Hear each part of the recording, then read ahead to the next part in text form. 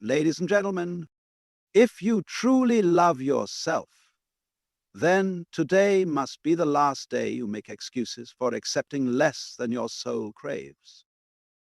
The world will whisper to you that you are asking for too much, that you should be grateful for scraps of affection, fleeting recognition, or shallow connections that barely touch the depth of your being. But ask yourself, what is the cost of lowering your standard just to be accepted? Stay with these words until the end, because somewhere deep down you already know your peace, your time, your love are sacred currencies. If you waste them on people or places that drain you, you declare yourself bankrupt before you even begin.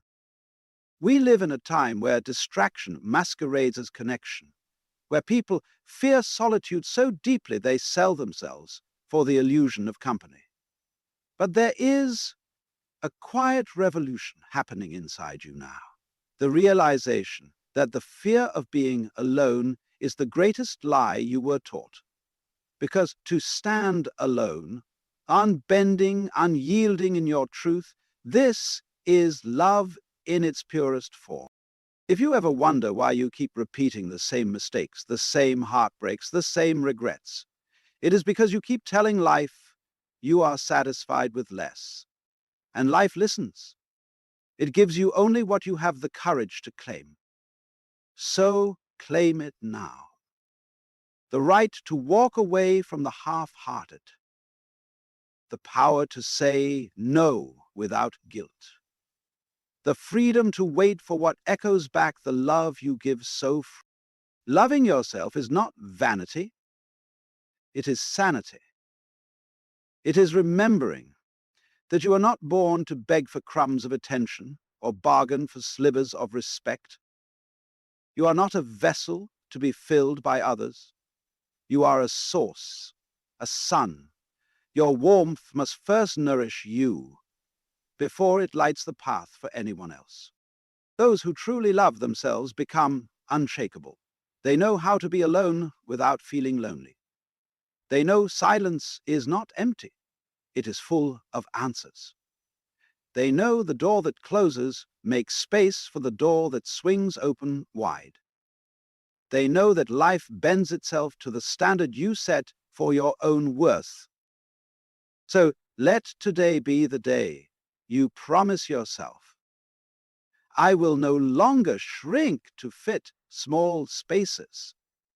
I will not contort my soul to be loved by those who do not know how to hold love. I will not trade my peace for noise, my dignity for approval, my freedom for validation. There is a life waiting for you beyond your tolerance of what wounds you. But you must trust that when you say no to what insults your spirit, you say yes to what feeds it. You will lose people, you will lose comforts, you will lose illusions, but you will find yourself.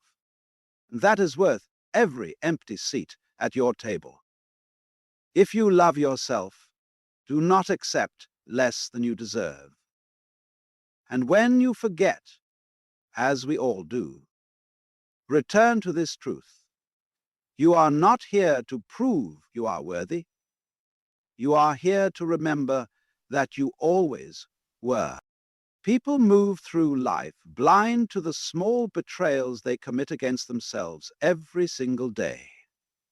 They think betrayal is some grand act, a deep wound inflicted by another.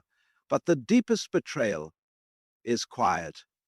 It happens when you stay when you want to leave, when you say yes, when your soul aches to say no, when you accept half answers and broken promises because you fear what life might look like if you demanded more.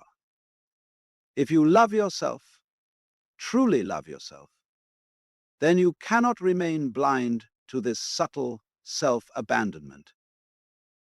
You must stand in the mirror, look yourself in the eye and confess, I have been my own captor. This is uncomfortable work. We are taught from childhood to make ourselves small, to be agreeable, to swallow our truth if it keeps the peace. We learn to value harmony over honesty, approval over authenticity. So we nod when we want to shake our heads. We stay silent when our voice wants to roar. And slowly, piece by piece, we hand over our power to people who do not even know what to do with it. This is how we betray ourselves, by giving up our time, our love, our effort for people and places that do not reflect the truth of what we carry within us. You might tell yourself, I have no choice. It's not that bad. At least I'm not alone. But under that justification is a trembling truth. You fear facing yourself more than you fear facing their rejection. You fear the echo of your own heart asking you to be more, to want more, to expect more. It is easier to dim the light and pretend this is all there is than to risk the loneliness of waiting for better. Every time you accept less than what your soul quietly asks for, you teach yourself that your needs are negotiable, that your boundaries are flexible, that your worth is up for debate. And people learn this from you. They sense it. They push where they sense weakness. They come to you with crumbs, and you bake a feast out of them. You tell them it's enough because you think it must be. What if you stopped betraying yourself today? What if you finally decided that you would no longer trade your deepest desires for shallow comforts? Yes, you might lose what you think is keeping you whole. Yes, you might feel an ache when you let go of the people who benefit from your self-betrayal, but beneath that ache is freedom. There is an honesty that feels cold at first, but warms you from the inside out once you realize you are enough as you are. You do not have to bend, break, or bleed to be seen, heard, or held. The root of self-betrayal is a simple lie, that you are not complete on your own, that you need to tolerate neglect to avoid emptiness. But what is more empty than sitting beside someone who cannot truly see you? What is more lonely than lying to yourself so you can lie beside someone else? The antidote is radical honesty. It is the courage to disappoint others before you disappoint yourself again. It is the audacity to say, I would rather stand alone in my truth than shrink myself for your comfort. This is not cruelty. It is clarity. It is an act of love for the small, soft part of you that has waited years to be chosen by you. Every boundary you hold is a promise you keep with yourself. Every no that trembles from your lips is a yes to something deeper, something truer. When you stop betraying yourself, you change the terms of every relationship in your life. You become untouchable to those who would feed off your silence. You become magnetic to those who recognize your worth because you first recognized it in yourself. Look closely at your days. Where do you flinch? Where do you swallow your truth? Where do you stay when every cell in your body whispers, leave? Where do you give love and never see it returned in equal measure? These are your clues. These are your invitations to end the small betrayals. Love yourself enough to stop lying to your own heart. Love yourself enough to stand in the middle of your own life and say, here, I choose me. I choose what feeds me, what lifts me, what reflects the depth of my spirit. I will not beg for scraps.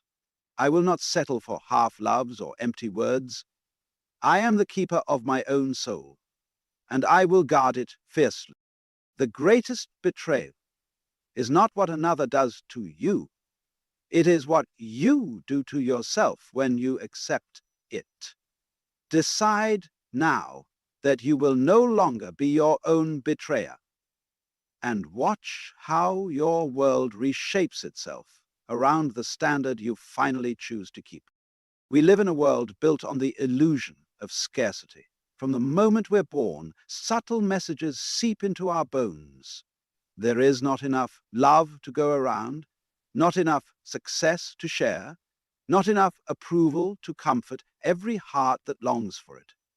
So we scramble like beggars for crumbs of attention, for nods of validation, for fleeting touches of warmth that barely reach beneath our skin. We learn early to clutch what we can, to hold tight to people who offer us the bare minimum, to protect the small measure of certainty they bring, even when it costs us our peace. Look at how we are taught to think about love. Movies, stories, whispered advice, they all repeat the same tired myth that love is rare, that good people are hard to find, that the right relationship is so scarce, you'd better latch on to whoever shows up and hope they stay. This conditioning trains you to be grateful for scraps. It teaches you to compromise your own needs, because the fear of losing something feels heavier than the dream of waiting for everything. But what if this is all backward? What if the shortage is not in the world but in our own belief? What if the well we search for has always been inside us, endlessly full, but covered by layers of fear? Think about this. You have never been empty. You were taught to see yourself as lacking. So you clutched at other people's half-hearted offerings, believing they completed you. You handed over your power for fleeting comfort. You called these crumbs a feast and wondered why you still went to bed hungry. When you live in the illusion of scarcity, you become easy to manipulate. You settle for relationships where you are misunderstood because you think you won't find anyone who listens. You accept work that drains you because you believe meaningful work is too good for someone like you. You surround yourself with people who do not see your light because you fear you'd stand alone if you demanded to be seen clearly. The truth is, nothing changes until you look within and see that the source has always been you. The love you crave, can you give it to yourself first? The respect you demand, can you stand so firmly in it that you will not bargain it away? The abundance you chase, can you feel it in the quiet, knowing you are whole before you ever ask the world to fill you? If you can do this, if you can step out of the lie that love and fulfillment are scarce, you will see how differently life responds. When you stop believing you have to settle for less, less stops showing up at your door. When you stand in the quiet power of your own sufficiency, you become magnetic to those who recognize it in you.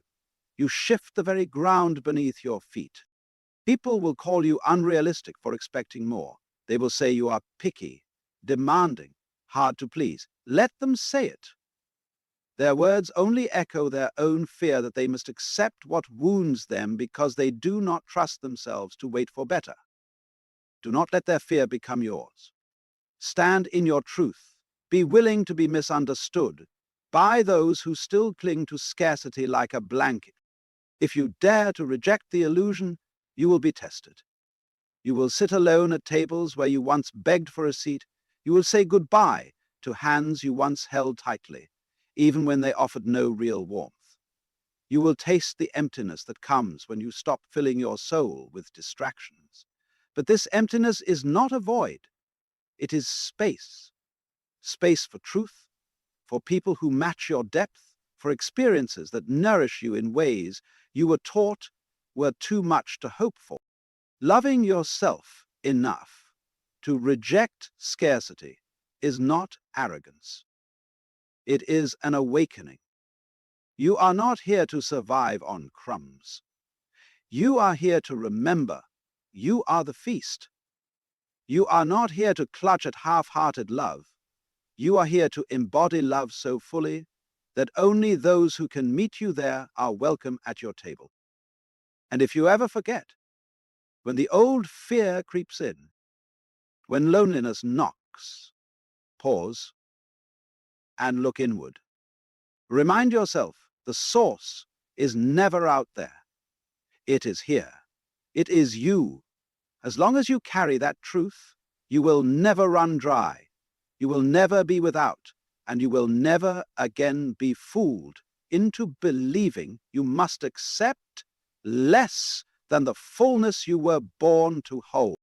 A quiet revolution does not announce itself with noise or spectacle. It begins in the smallest, most private corners of your being, the places where you sit alone with your thoughts and finally admit what you've been pretending not to know. You see, true self-love is not always the loud affirmations you post for others to see. It's not the surface-level rituals meant to convince the world you're doing fine. It's the silent rebellion that happens the moment you decide you will not accept what wounds you, no matter how familiar that wound has become. Many people mistake self-love for performance. They wear the mask of confidence while betraying themselves behind closed doors. They speak of standards, but negotiate them down when loneliness knocks, or when fear of rejection sits at the foot of their bed at night whispering, "Be grateful for what you get." But a quiet revolution within refuses this lie.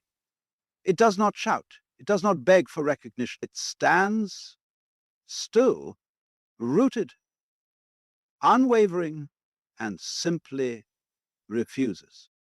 Refuses to pretend that half love is whole. Refuses to contort itself into shapes that do not fit its soul. Refuses to hold space for people who take without giving, who drain without nourishing, who ask for loyalty without offering safety. This rebellion is not against others. It is against your own old patterns, the habits you built to survive, the stories you repeated to protect your loneliness from the truth that you deserved more all along. To truly love yourself is to become your own sanctuary, not a fortress with walls so high that nothing can enter, but a sanctuary with doors that open only for what honors the sacredness of your being. You will find that this quiet revolution does not always feel powerful at first. It often feels like loss. You will lose people who benefited from your self-neglect. You will lose excuses that kept you small. You will lose illusions that comforted you at midnight when you wondered if this is all you'd ever have. But look closer. Beneath the loss, there is gain. The more you say no to what depletes you, the more you make room for what fills you, the more you say, "I am not available for anything that asks me to betray myself," the clearer your vision becomes. You see where your time leaks away. You see where your energy is stolen by meaningless chatter, shallow flattery, or forced connections that never meet you in the depths where you truly live. People might not understand this revolution. Some will call you cold, distant, selfish. They will not know how to stand in front of someone who no longer needs them to fill the empty spaces. But you do not owe anyone the version of you that tolerated less just to feel wanted. You owe yourself the freedom to outgrow the old you that clung to scraps because she feared she'd starve alone. This revolution is gentle but firm. It does not slam doors. It simply closes them with a quiet finality that leaves no room for doubt. It does not argue. It simply exits the conversation when the words no longer nourish truth. It does not demand apologies. It simply withdraws its presence and invests that energy back into its own wholeness. And in this quiet, you will find peace. A peace that once felt foreign because your nervous system was addicted to the chaos of tolerating what hurt you. You will sit alone some nights, no distractions, no noise. And instead of panic, you will feel relief. You will taste the sweetness of your own company. You will discover you are good soil for your own roots to grow. A quiet revolution within does not just change your relationships with others. It transforms your relationship with time, work, dreams. You stop working to prove yourself. You start creating from a place of fullness. You stop begging life to deliver your worth to your doorstep. You start moving as though you are worthy now, because you are. It is not dramatic. It is not sudden. It is a slow, steady unraveling of every false belief you ever swallowed about how little you deserve. One by one, you pull the threads loose. And as the old fabric of your fear falls away, you stand there, bare, unarmored, honest, and you feel something soft and strong rising in your chest. Call it dignity, call it self-respect, call it remembrance, call it the quiet revolution that has always waited for you to be still enough, brave enough to listen for its whisper. You do not have to fight for your worth. You only have to stop giving it away. There is a difference, vast and profound, between loneliness and aloneness, though the world rarely teaches us how to tell them apart. Loneliness is the ache that creeps in when you believe you are incomplete, when the silence feels like a punishment, and the empty spaces echo with doubts about your own worth. Aloneness, however, is something altogether different. It is the quiet confidence of standing rooted in your own presence, unafraid of your own company. It is the realization that to be alone is not to be lacking, but to be whole. So many of us fear solitude because we have confused it with abandonment. We think if we are alone, something must be wrong. We assume it means we have been left behind, overlooked, or unloved. This belief drives us into crowded rooms that drain us, conversations that deplete us, relationships that demand we fracture ourselves just to belong. We stay connected to people who offer us no real depth, simply because we fear the silence that waits when they're gone. But what happens when you dare to stand still and let that silence come? What happens when you do not flinch away from your own thoughts, your own heartbeat, your own breath echoing in the dark? Something shifts. You begin to hear the voice beneath the noise. The voice that has always known you are enough, without anyone else's permission. Aloneness becomes a sanctuary, not a prison. It becomes a garden where your spirit can grow wild and untamed, not a cage to keep you small. It is here, in this sacred aloneness, that you discover the true shape of your self-love. Because when no one is watching, when no one is demanding a version of you that fits their comfort, you get to be who you truly are. You see what you actually feel, what you genuinely crave, what parts of yourself you have hidden to earn scraps of connection. You begin to remember that you are not here to bargain for love. You are here to embody it, first within your own skin. The world will try to tell you that to be alone is to fail, that if you are not surrounded by admirers, companions, lovers, you must be broken somehow. But look deeper and you will see that so many who are never alone are also never really seen. They fill their days with noise, so they never have to sit with the question, who am I when there is no one else to distract me from myself? When you choose aloneness over half-hearted company, you do not become isolated. You become intimate with your own soul. You build trust with yourself. You learn the texture of your own inner world so well that no one can tell you who you are. They can only discover you as you have discovered yourself. This is the foundation of self-love that cannot be shaken. Because a person at peace in their own company will never stay where they are not deeply respected. They will never beg for shallow affection to fill the spaces they have already learned to cherish. They will not bend themselves into shapes that do not fit, just to feel less alone for a night or a season. Aloneness gives you discernment. It teaches you the subtle difference between love that nourishes and attention that distracts. It sharpens your ability to say no to what is hollow and yes to what is true. It shows you that your energy is precious and should not be spent propping up connections that crumble the moment you stand firm in who you are. Most of all, aloneness is a teacher. It holds up a mirror to all the places within you that still ache for validation, that still fear rejection, that still whisper, "Please don't leave me." And instead of silencing that voice with company that only numbs, you sit with it. You hold it gently. You remind it that you will not leave yourself ever again. In time, you find that you are no longer afraid of the empty spaces. You realize they are not empty at all. They are full of your own presence, your own clarity, your own light. You see that when you stand alone, you do not stand lonely. You stand rooted in a wholeness that no person, no rejection, no absence can ever take away from you again.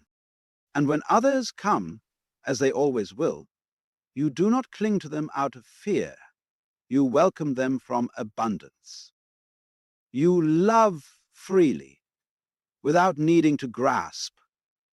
You walk beside those who match your depth, not to fill a void, but to expand the beauty you have already found within yourself. So do not fear being alone. Fear instead the places where you lose yourself just to feel surrounded. Fear the noise that silences your truth. Fear the hands that hold you loosely when your soul longs for an embrace that sees you fully. And then remember, true love begins in aloneness, the place where you stand whole, unafraid, and fully enough as you are. There comes a moment, quiet but thunderous, when you realize that the highest form of self-respect is not found in what you accept, but in what you refuse to accept any longer. You learn that love, real love, for yourself and from others, it's not measured by how much you can endure, bend, or excuse.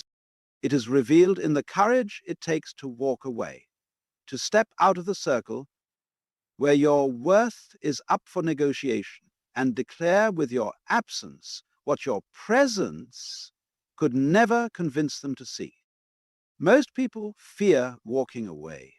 We cling to what's familiar, even when it wounds us, because the unknown feels colder than the pain we already know. We tell ourselves it will get better. We explain away the disrespect, the half-efforts, the broken promises.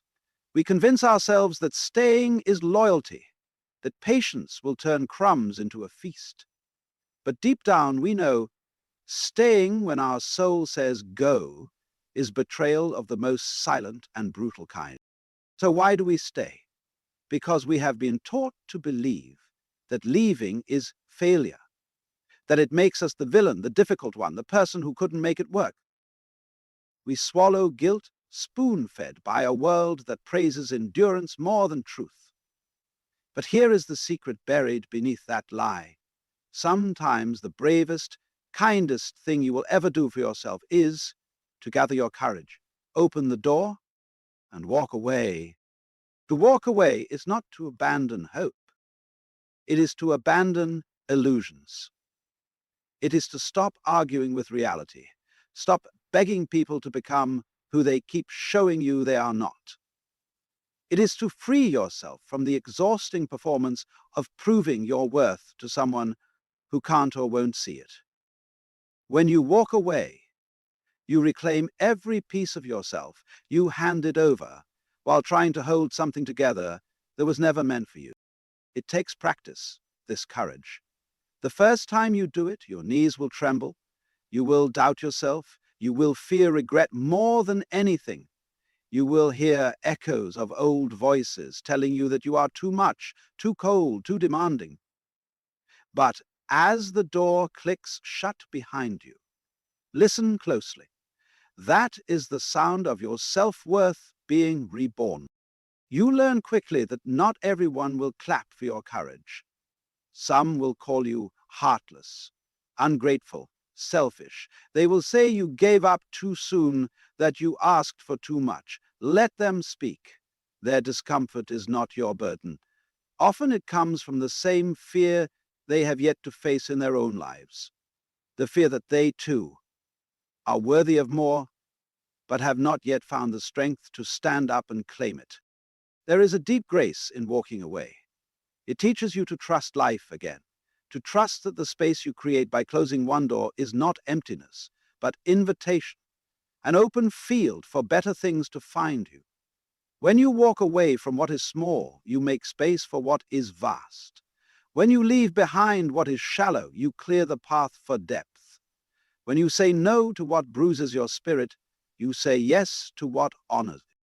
You may spend some nights questioning your choice. You may feel the ache of missing what you left, forgetting for a moment that what you miss is not love, but the hope of what love could have been, if only it were real. Remind yourself gently that absence can be an answer, that distance can be a kind of mercy, that the silence left behind is not a punishment but a promise. You will never again have to beg for the bare minimum. One day you will look back and see that the door you closed was a gate to your freedom. You will see how every brave goodbye became a quiet hello to your own wholeness. You will see how your willingness to walk away taught the world how to treat you. You showed up for yourself in the most radical way by refusing to abandon your dignity for someone else's comfort. To love yourself is not to endure what breaks you.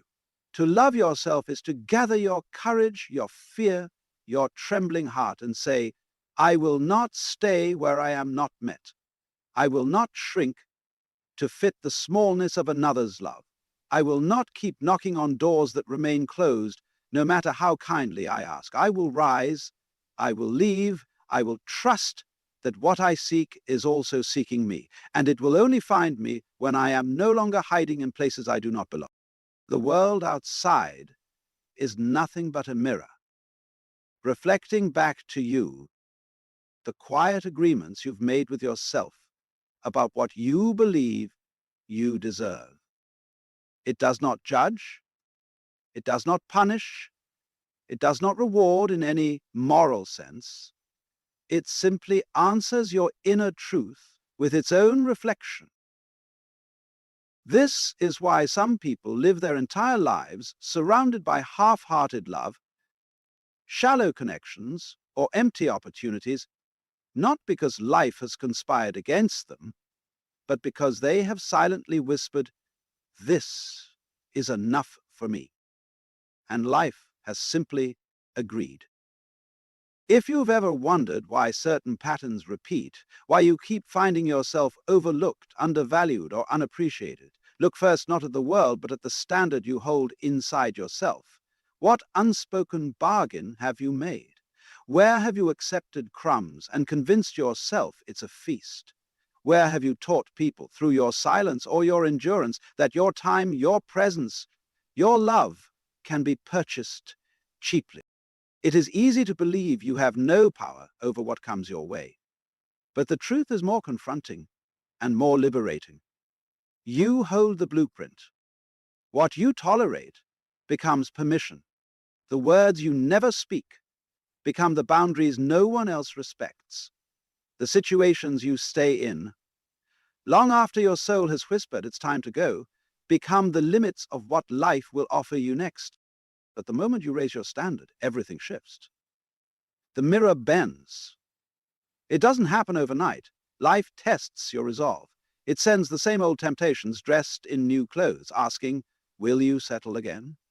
Will you betray yourself for comfort again? Will you say yes when every part of you knows it should be no? These tests are not punishment. They are invitations to stand firm, to prove that your new standard is not just wishful thinking, but a lived truth. Imagine this clearly. You decide that from this day forward, your time is sacred. Your love is not cheap. Your body, your mind, your spirit are not available to be used by those who do not value them. You draw a quiet line, not with anger, but with calm certainty. If you want my presence, you must bring your presence too. If you want my loyalty, you must offer the same. If you wish to stand close to my heart, you must come with clean hands, open eyes, and the courage to stand in truth. At first, people may fall away. Some will not know how to meet you where you now stand. Let them go. Their leaving is not a loss, but a clearing. The emptiness they leave behind is not loneliness, but fertile soil for what is real and nourishing to take root. The paradox is this: the higher your standard, the fewer will be able to stand beside you. But those who do will meet you deeply, truly, without pretense. When you no longer hide your worth, you attract those who do not flinch from it. When you no longer tolerate disrespect in any form, you become immune to manipulation. When you no longer beg to be chosen, you discover that you are the one who does the choosing. Raising your inner standard does not make you cold or arrogant. It makes you clear. It frees you from the exhausting task of convincing people to treat you well. You no longer need to plead for basic decency, loyalty, or effort because you have already given it to yourself first. And once you live in that self-respect, you can spot insincerity from a mile away. You can walk away without drama or bitterness because you know your worth is not tied to who stays or who goes. Do not confuse this with perfectionism. It is not about demanding flawless people or flawless circumstances. It is about refusing to abandon yourself. It is about saying, I will not negotiate my peace. I will not trade my dignity for scraps of love. I will not dim my light to make someone else feel comfortable in my presence. It is about standing in the quiet power of knowing that your life will rise or fall to the level of the standards you hold inside your heart. This is not about them, it is about you. The mirror reflects what you declare to be true. Raise the truth within, and the reflection must change to match it. Stand firm in the belief that you are worthy of depth, kindness, loyalty, tenderness, and life, with all its mirrors, will find a way to prove you right. When you stand firm in your worth, refusing to settle for anything that diminishes you, something remarkable happens. You become a quiet beacon in a world that has forgotten how to burn with its own light. People notice, even if they don't always understand. They see the way you no longer flinch when faced with rejection, how you do not chase what is unwilling to meet you halfway, how you do not shrink yourself to squeeze into spaces too small for your spirit. And though many won't say it aloud, they feel it. There is a power in you now that whispers to their own hidden courage, calling it forth.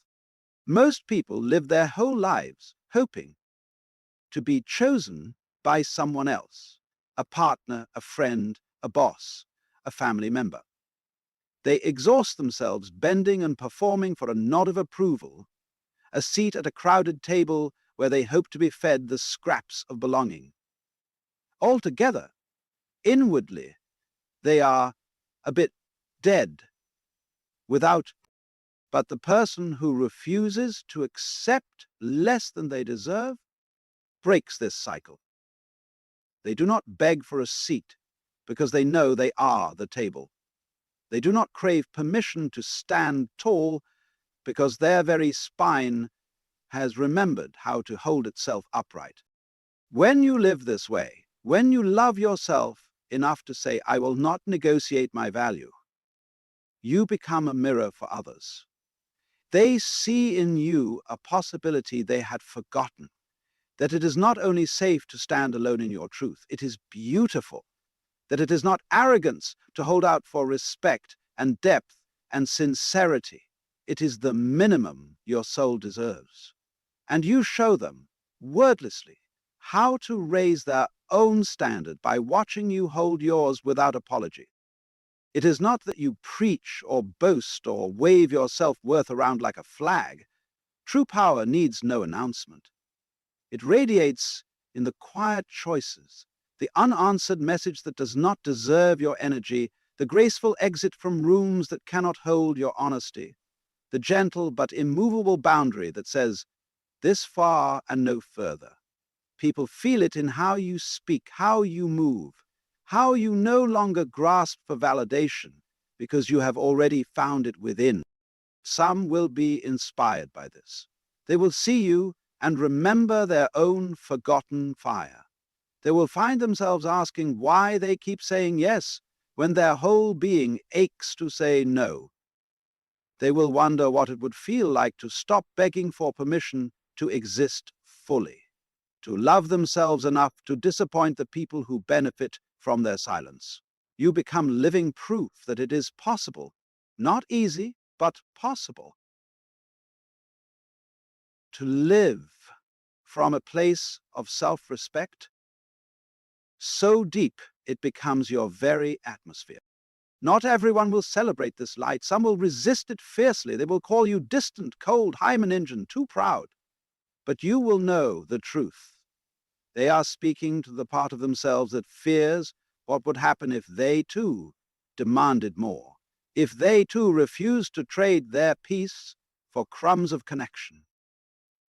Your presence unsettles the bargain they have made with their own fear. And sometimes that discomfort looks like criticism. Let it be.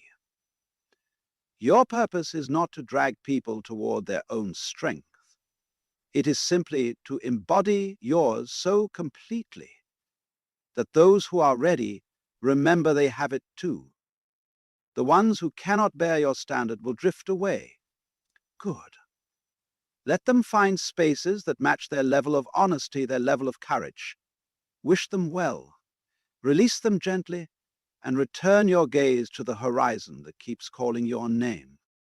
When you refuse to accept less than you deserve, you do not just change your life, you become part of a quiet uprising that shifts the world in invisible ways. One person standing firm makes it easier for another to do the same. One soul that refuses to dim its light gives others permission to keep theirs burning. It is a ripple, a silent revolution that begins not with loud declarations, but with soft, unyielding truths lived fully, moment by moment.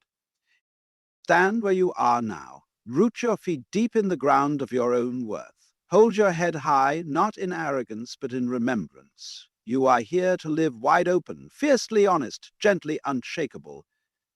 Do this, and you will never walk alone, not because crowds will surround you, but because you will forever walk in the company of your own unbreakable self-respect. And along the way, your light will remind others that they too can be a beacon, one quiet refusal at a time. In the end, loving yourself enough to never accept less than you deserve is not an act of defiance against the world. It is an act of loyalty to your own soul. It is the quiet, unwavering promise you make to the deepest parts of yourself. I will not abandon you again. I will not trade your peace for company that cannot meet you where you truly live. This path is not without its costs. You will lose people who cannot stand in the light of your self-respect. You will sit alone at times, wondering if your standards are too high, your heart too stubborn, your truth too much. But remember, every empty space left behind by what you release becomes sacred ground for what is meant to find you. Nothing real can be lost by refusing to settle. Nothing true needs you to shrink. When you hold yourself to this quiet, steady standard, you do not just protect your heart, you free it. You allow your life to be filled with people and places and moments that reflect the fullness you carry within. You stand as a living reminder that worth is not given by others, but remembered by you. Keep walking away from what asks you to betray yourself. Keep choosing solitude over counterfeit connection. Keep standing in rooms alone if you must. Your wholeness will draw those who know how to meet you there. Be the keeper of your own soul, the guardian of your own peace. And when doubt whispers that you ask too much, smile gently and remind yourself, I do not ask too much. I only ask for what is true, for what echoes the love I have already given myself. For when you refuse to accept less, you invite in everything that was waiting for you to remember you always deserved. That believe, believe that the desire, this is not arrogance, this is not pride, this is your quiet revolution, the living proof that a single soul rooted in self-respect can light the way for countless others to do the same.